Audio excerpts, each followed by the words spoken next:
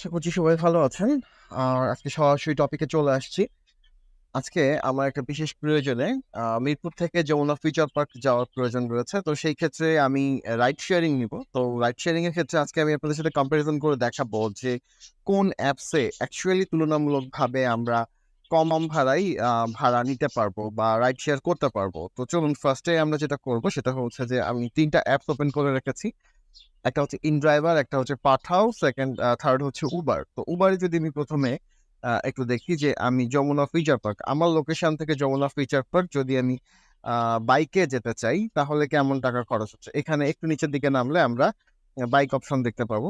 এই যে বাইক অপশনে আপনারা দেখতে পাচ্ছেন যে 180 টাকার মতো লাগবে। আমরা যদি মিরপুর থেকে যমুনা ফিচার পার্কে যাই তাহলে আমি যদি বাইকে যাই 180 টাকার মতো লাগবে। আর আমরা যদি সিএনজিতে যাই তাহলে অলমোস্ট 250 টাকা থেকে 260 টাকার মতো লাগছে। ওকে, তাহলে আমরা এটাকে রাখছি। এবার পাঠাওতে যাচ্ছি আমরা। পাঠাওতে আমরা আবার আমাদের পছন্দের লোকেশনটা সিলেক্ট করব এবার। এখান থেকে পাঠাও একটু লোডিং হতে সময় নিচ্ছে। আমরা এখান থেকে যমুনা ফিচার পার্ক এটা সিলেক্ট করছি এবং এখানে আমরা দেখতে পাচ্ছি 182 টাকা লাগছে হচ্ছে আমাদের বাইকে, এবং এখানে কিন্তু কোনো সিএনজি অপশন নাই, তাই আমরা সিএনজির ফেয়ারটা এখানে ক্যালকুলেট করতে পারছি না।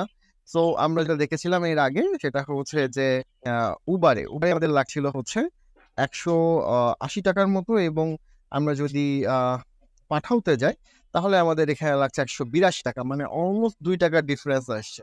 তো চলুন আমরা ইনড্রাইভারে দেখি যে ইনড্রাইভারে অ্যাকচুয়ালি কত লাগছে। তো আমরা ইনড্রাইভারে যদি আমি আমার লোকেশন থেকে সার্চ করি তাহলে আমরা এখানে দেখতে পাচ্ছি ইনড্রাইভারে সাজেস্ট করছে আমাদেরকে 143 টাকা। সো আমি যদি এখানে অটো অ্যাকসেপ্ট দিয়ে দিই 143 টাকা, এবং আমি যদি ফাইন ড্রাইভার দিই তাহলে আমি দেখি আমি এখানে ড্রাইভার পাই কিনা। সো আপনারা এখানে দেখতে পাচ্ছেন যে 143 টাকায় কিন্তু আমরা ড্রাইভার খুঁজতেছে। তো সেখানে আমার অফার আসছে হচ্ছে 172 টাকা। আমি একটু ওয়েট করি, তারপরে আসছে 200 টাকা।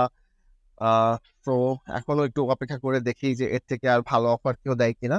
আমি ওয়েট করছি।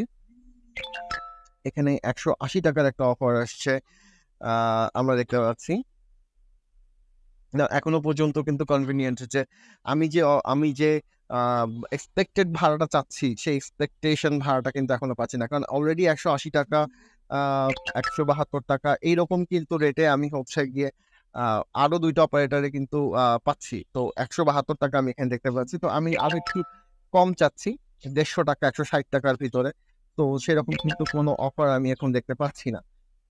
তো ওই ধারণায় আমরা ধরে নিচ্ছি যে আমাদের যেতে গেলে 170-72 টাকার মধ্যে কিন্তু আমাদেরকে ভাড়া নিতে হবে। সো এ থেকে কিন্তু একটা ব্যাপার ক্লিয়ার হয়ে গেল যে আমরা কিন্তু তুলনামূলক কম টাকায় কিন্তু ইন ড্রাইভার থেকে আমরা কোনো রাইড শেয়ারিং পাই কিনা। সো আমি আবার 143 টাকায় সার্চ করছি, দেখা যাক আমি এখানে ভাড়া রাইড শেয়ারিং পাই কিনা।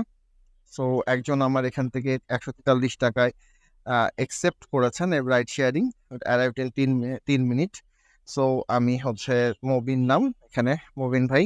সো উনি দেখি আমাকে কল করে কিনা। কল যদি না করে তাহলে আমাকে আবার কল করতে হবে ওনাকে। তো ভিউয়ার্স, আপনারা দেখতে পাচ্ছেন যে আমি যে রাইড শেয়ারিং রিকোয়েস্ট নিয়েছে আমার, উনি অলরেডি আসছেন, অ্যাকসেপ্ট করেছেন, উনি রওনা দিচ্ছেন। তো দেখা যাক আমি ওনাকে রিচ করতে পারি কিনা। চলুন শুরু করা যাক।